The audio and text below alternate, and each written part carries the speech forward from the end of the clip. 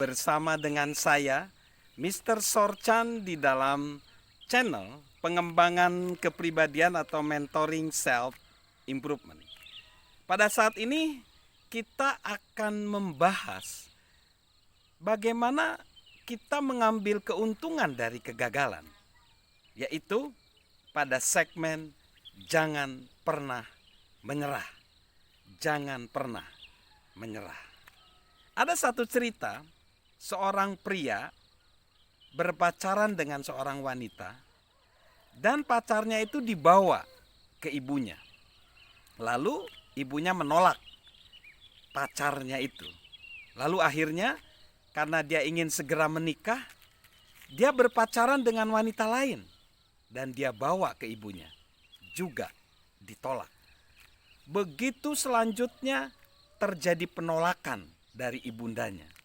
Lalu akhirnya dia coba, sekarang dia mencari wanita yang badannya sama dengan ibunya, warnanya sama dengan ibunya, bahkan karakternya sama dengan ibunya. Dan benar saja, ibunya menerima. Tetapi ada masalah lain, ayahnya tidak menerima. Itulah kehidupan, bahwa ketika kita menghadapi masalah, ternyata ada masalah lain. Tetapi intinya, ketika kita gagal di dalam kehidupan, kita jangan menyerah.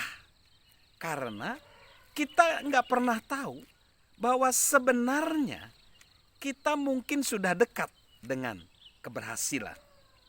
Ada seorang aktor terkenal zaman dulu, film-film cowboy, yaitu John Wayne.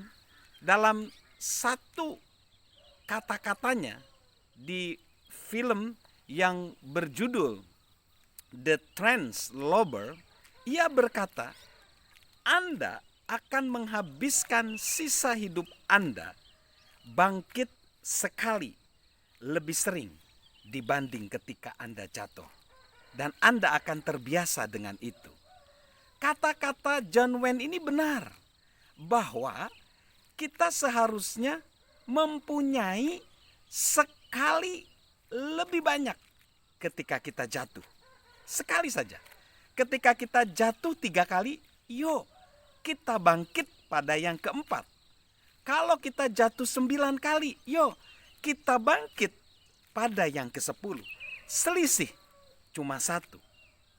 Ada seseorang bernama Ben Stein, dia seorang aktor, ahli ekonomi, penulis dan pengarang. Dia bilang, roh manusia tidak pernah selesai saat dikalahkan. Roh manusia selesai saat menyerah. Jadi sebenarnya roh manusia itu nggak bisa dikalahkan.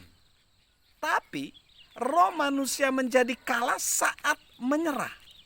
Jadi kita jangan pernah menyerah. Ada penelitian di tahun 1990-an oleh majalah Times bahwa orang-orang yang telah di PHK, dirumahkan selama 3 kali, justru lebih kuat mentalnya daripada orang yang gak pernah dikeluarkan sekalipun dan bekerja begitu lama. Ternyata ketika mereka mengalami kegagalan karena 3 kali pindah kerja, itu rupanya juga menjadi anugerah, yaitu mereka jadi tahan terhadap kesulitan dibanding orang yang gak pernah dirumahkan atau di PHK-kan. Jadi kedengarannya seperti ironi, tetapi jika kita mengalami banyak kegagalan, kita sebenarnya dalam posisi yang baik untuk mencapai keberhasilan daripada orang-orang yang tidak pernah mengalami kegagalan. Jika kita gagal dan gagal dan gagal lagi, dan kita bangkit, berdiri dan terus belajar, kita perlu membangun kekuatan, kegigihan, pengalaman, dan kebijaksanaan. Jadi, bagaimana sikap menjadi pembuat perbedaan di dalam kehidupan kita. Kita perlu mengajukan 4 pertanyaan berikut ini. Yang pertama adalah harapan. Apakah kita membuka lembar baru dalam hidup kita dengan pesimis, dengan optimis, dengan cerah, atau mendung? Kita memulai hari seperti apa? Apakah kita jadi pecundang atau pemenang? Bagaimana kita? Harapan kita apakah realistis atau terlalu tinggi? Lalu yang selanjutnya gambar diri. Kita perlu tanyakan gambar diri kita. Kita memandang diri, apakah kita selalu mengalami kegagalan? Apakah kita mampu berhasil? Gambar diri kita perlu kita pertanyakan. Lalu risiko. Apakah kita memahami bahwa hidup ini penuh dengan resiko? Tidak ada resiko yang bisa kita hindari. Bahkan orang yang menghindari resiko dalam kehidupan adalah orang yang paling beresiko. Lalu yang keempat, kegigihan.